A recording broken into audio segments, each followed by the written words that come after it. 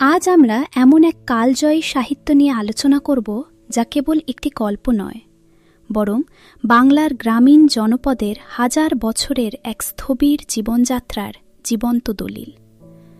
জহির রায়হানের হাজার বছর ধরে উপন্যাসটি আমাদের এমন এক সমাজের সঙ্গে পরিচয় করিয়ে দেয় যেখানে সময় যেন থমকে দাঁড়িয়ে আছে। আমরা আজ এই উপন্যাসের প্রতিটি পরত বিশ্লেষণ করব এবং বোঝার চেষ্টা করব জহির রায়হান এই উপন্যাসে কিভাবে একটি গ্রামীণ জনপদের হাজার বছরের প্রবহমান জীবনধারাকে অত্যন্ত নিপুণভাবে তুলে ধরেছেন, যেখানে মানুষের আবেগ, কুসংস্কার, দারিদ্র্য এবং সময়ের অমোঘ সত্য মিশে একাকার হয়ে গিয়েছে। উপন্যাসের কাহিনী শুরু হয় একটি মস্ত বড় অজগরের মতো এঁকেবেঁকে চলা সড়ককে কেন্দ্র করে। একে বলা হয় মোঘলাই সড়ক।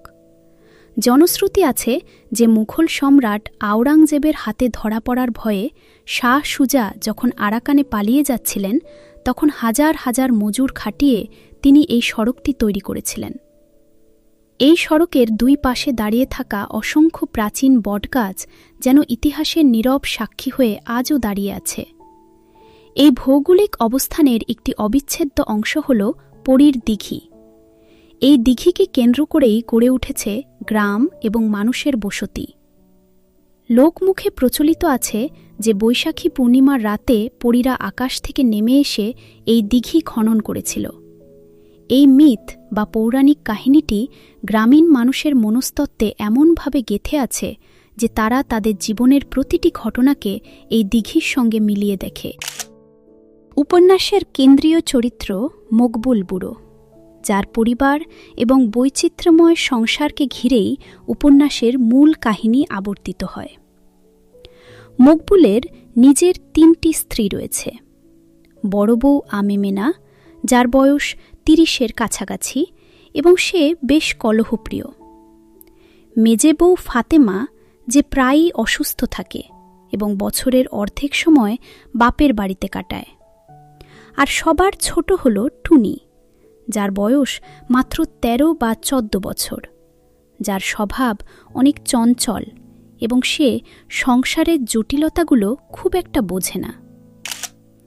এই পরিবারের অর্থনৈতিক কাঠামোটি মূলত চাটাই বোনা এবং কৃষিকাজের ওপর নির্ভরশীল ছিল। মকবুল নিজে অলস হলেও তার স্ত্রীদের অমানসিক পরিশ্রম করিয়ে সংসারের চাকা সচল রাখে। ধান ভানা থেকে শুরু করে জমিতে কোদাল দিয়ে কুপিয়ে ফসল ফলানো পর্যন্ত সব কাজই তারা করে। মজার বিষয় হল, মকবুল যখন টাকার অভাবে গরু কিনতে পারে না, তখন সে তার স্ত্রীদের লাংলে জুড়ে দিয়ে জমি চাষ করার পরিকল্পনাও করে। এটি তৎকালীন গ্রামীণ সমাজের চরম পুরুষতান্ত্রিক মানসিকতা এবং নারীর উপর অর্থনৈতিক শোষণের একটি নগ্ন রূপ। এই স্থবির এবং কঠোর সমাজ ব্যবস্থার মাঝে মন্তু ও টুনির সম্পর্কটি যেন এক ফালি স্নিগ্ধ জোছনা। মন্তু একজন এতিম যুবক এবং মকবুলের ছোট ভাই। সে অন্যের জমিতে কাজ করে এবং মাঝে মাঝে নৌকা চালিয়ে জীবন ধারণ করে। টুনির সঙ্গে তার সম্পর্কটি যতটা না প্রেমের, তার চেয়ে বেশি এক গভীর বন্ধুত্বের এবং নির্ভরতার। তারা শেষ রাতে চুপি চুপি পরীর দিঘি থেকে শাপলা তুলতে যায়, কারণ দিনের আলো ফুটলে মকবুল বুড়ো জানলে তাদের রক্ষা নেই। তাদের মধ্যকার কথোপকথন এবং খুনসুটিগুলো এই কঠিন বাস্তবতার মাঝে কিছুটা স্বস্তি দেয়। টুনি যখন হাসে, তখন সেই হাসি পরীর দিঘির পাড়ে প্রতিধ্বনিত হয়, যা মকবুল বুড়োর শাসনে পিষ্ট সংসারে এক পরম বিস্ময়। মন্তু সবসময় টুনির প্রতি এক ধরনের সুরক্ষামূলক মনোভাব পোষণ করে, যা তাদের মধ্যকার সম্পর্কের গভীরতাকে প্রকাশ করে। উপন্যাসের একটি বড় অংশ জুড়ে রয়েছে গ্রামীণ কুসংস্কার। সখিনা নামের একটি মেয়ে যখন পরীর দিঘির পাড়ে তেঁতুল গাছে উঠে গান গাইতে থাকে, তখন গ্রামবাসী ধরে নেয় তাকে ভূতে ধরেছে। এই মানসিক সমস্যাকে চিকিৎসার পরিবর্তে ভূত তাড়ানোর নামে গনু মোল্লার ঝাড়ফুঁক এবং নাকের ওপর শুকনো মরিচ বা তেলের কাপড়ে আগুন জ্বালিয়ে ধোঁয়া দেওয়ার প্রক্রিয়াটি সমাজের অন্ধকার দিকটি তুলে ধরে। তৎকালীন গ্রামীণ মানুষের বিচার বুদ্ধি কতটা সংকীর্ণ হতে পারে তার প্রমাণ মেলে যখন তারা এই দৃশ্যগুলো দাঁড়িয়ে উপভোগ করে। গনু মোল্লা এই সমাজে আধ্যাত্মিক শক্তির প্রতীক হিসেবে আবির্ভূত হলেও আসলে সে মানুষের অজ্ঞতাকে পুঁজি করে নিজের প্রভাব টিকিয়ে রাখে। মকবুলের প্রতিবেশী আবুলের চরিত্রের মাধ্যমে লেখক পারিবারিক সহিংসতার এক চরম রূপ দেখিয়েছেন। আবুল তার স্ত্রী হালিমাকে অমানুষিকভাবে মারধর করে। লেখকের বর্ণনায় উঠে আসে আবুলের আগের দুই স্ত্রী আয়েশা এবং জমিলাও তার অত্যাচারের শিকার হয়ে অকালে প্রাণ হারিয়েছিল। আয়েশা ছিল শান্ত প্রকৃতির, যে নীরবে সব সহ্য করত, কিন্তু জমিলা ছিল কিছুটা প্রতিবাদী। পরিণামে দুজনেই মার খেয়ে মৃত্যুবরণ করে। আশ্চর্যের বিষয় হল, আবুলের এই নৃশংসতা গ্রামের মানুষের কাছে একটি সাধারণ ঘটনা হিসেবে পরিগণিত হয়। সালেহা বা অন্যান্য প্রতিবেশীরা এই মারধর থামানোর চেয়ে বরং তিলকে তাল করে আবুলের কান ভাঙাতে বেশি পছন্দ করে। হালিমার আত্মহত্যার চেষ্টা এবং পরবর্তীতে মন্তুর কাছে ধরা পড়া আমাদের সমাজ ব্যবস্থার সেই ব্যর্থতাকেই চোখে আঙুল দিয়ে দেখিয়ে দেয়, যেখানে একজন নারী নিজের ঘরেই সবচেয়ে বেশি অসুরক্ষিত। টুনির বাবার অসুস্থতার খবর পেয়ে মন্তু যখন তাকে নৌকায় করে বাপের বাড়ি নিয়ে যায়, তখন তাদের সম্পর্কের এক নতুন মাত্রা উন্মোচিত হয়।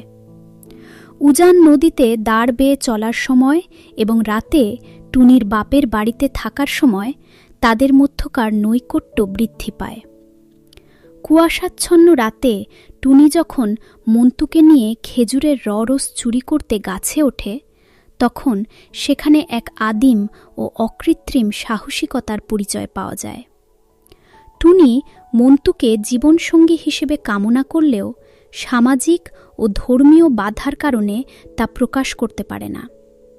রস খাওয়ার সেই দৃশ্য এবং পরবর্তীতে কলসি ভেঙে ফেলার মাধ্যমে টুনির ভেতরের চাপা ক্ষোভ এবং অস্থিরতা ফুটে ওঠে।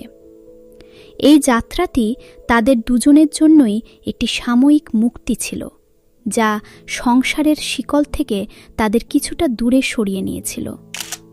ফিরে আসার পথে তারা শান্তির হাটে থামে এবং সেখানে সার্কাস দেখতে যায়।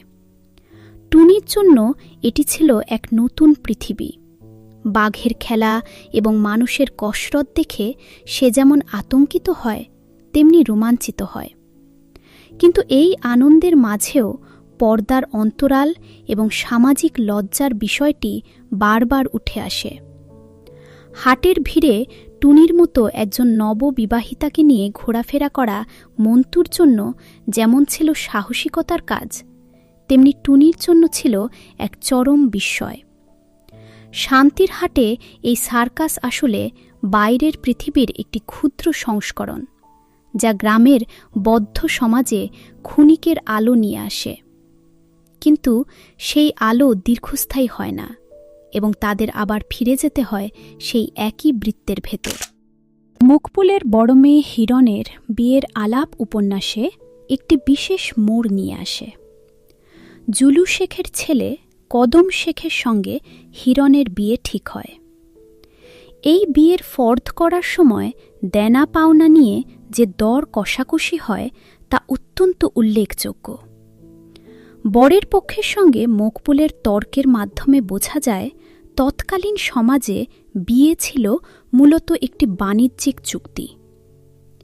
মোহরানা নিয়ে মকবুলের হাহাকার এবং পরবর্তীতে সোয়া 11 টাকায় রফাদফা হওয়া প্রমাণ করে যে মানুষের আবেগের চেয়ে অর্থের গুরুত্ব ছিল অনেক বেশি। বিয়ের উৎসবে আমেজ থাকলেও তার পেছনে লুকিয়ে থাকা মকবুলের হীন মন্যতা এবং অভাবের চিত্রটি ফুটে ওঠে। একই সময়ে মন্তু নিজের বিয়ের কথা আম্বিয়ার সঙ্গে ভাবলেও মকবুলের আপত্তির কারণে তা পিছিয়ে যায়। সময়ের অমোঘ নিয়মে মকবুল বুড়ো অসুস্থ হয়ে পড়ে। যে মকবুল সারা জীবন তার স্ত্রীদের খাটুনি দিয়ে শাসন করেছে, সে আজ বিছানায় অসহায়। তার এই অসুস্থতা সমাজের একটি পর্যায়ের অবসান নির্দেশ করে। জহির রায়হান এখানে অত্যন্ত দক্ষতার সঙ্গে দেখিয়েছেন যে একজন মানুষের প্রস্থান মানেই সব শেষ হয়ে যাওয়া নয়।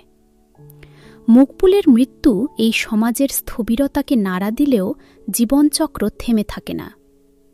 মকবুলের মৃত্যুর পর তার বিশাল সংসারের দায়িত্ব এবং টানাপোড়েন নতুন রূপ নেয়। মকবুল মূলত একটি ক্ষয়িষ্ণু সামন্ততান্ত্রিক ও পুরুষতান্ত্রিক কাঠামোর প্রতীক, যে নিজেই তার তৈরি করা নিয়মের জালে আটকা পড়ে শেষ হয়ে যায়। উপন্যাসের শেষ দিকে আমরা দেখি টুনির প্রস্থান। মকবুলের মৃত্যুর পর টুনির জীবনে নতুন করে অন্ধকার নেমে আসে। শেষ পর্যন্ত টুনি তার বাবার বাড়িতে ফিরে যাওয়ার সিদ্ধান্ত নেয়। ফলে মন্তু এবং তার সম্পর্কের এক আনুষ্ঠানিক বিচ্ছেদ ঘটে। মন্তু এবং টুনির বিচ্ছেদ এই কাহিনীর সবচেয়ে করুণ অংশ। টুনি যখন এই গ্রাম ছেড়ে চলে যায়, তখন সে সাথে করে নিয়ে যায় তার 1000 বছরের পুরনো সেই বিষাদ। লেখক বুঝিয়েছেন যে গ্রাম বা মানুষ পরিবর্তন হতে পারে, কিন্তু শোষণের এই ধারা 1000 বছর ধরে একই থেকে যায়। মকবুল মরে গেলেও হয়তো অন্য কোনো মকবুল তার স্থান দখল করবে। মন্তু এখন সেই জনপদের মুরব্বী এবং আম্বিয়ার সাথে তার নতুন সংসার শুরু হয়। মানুষ বদলে যায় বা মৃত্যু বরণ করে, কিন্তু মুঘলাই সড়ক বা পুরীর দিঘি আগের মতোই থেকে যায়। 1000 বছর ধরে এভাবেই গ্রামীণ সমাজ একই রীতিনীতি এবং কুসংস্কারের বৃত্তে আবর্তিত হয়। এই উপন্যাসের প্রতিটি চরিত্রই আমাদের সমাজের কোনো না কোনো সত্যকে ধারণ করে আছে। জহির রায়হান এই অমর উপন্যাসের মাধ্যমে আমাদের শিখিয়েছেন যে সময়ের সাথে সাথে প্রেক্ষাপট বদলায়, কিন্তু মানুষের মৌলিক আবেগ এবং প্রকৃতির নিয়ম চিরস্থায়ী থাকে। আজ এই পর্যন্তই। দেখা হবে পরবর্তীতে অন্য কোনো বিখ্যাত বইয়ের বিশ্লেষণ নিয়ে। ভিডিওটি ভালো লেগে থাকলে লাইক ও শেয়ার করার অনুরোধ রইল। ধন্যবাদ।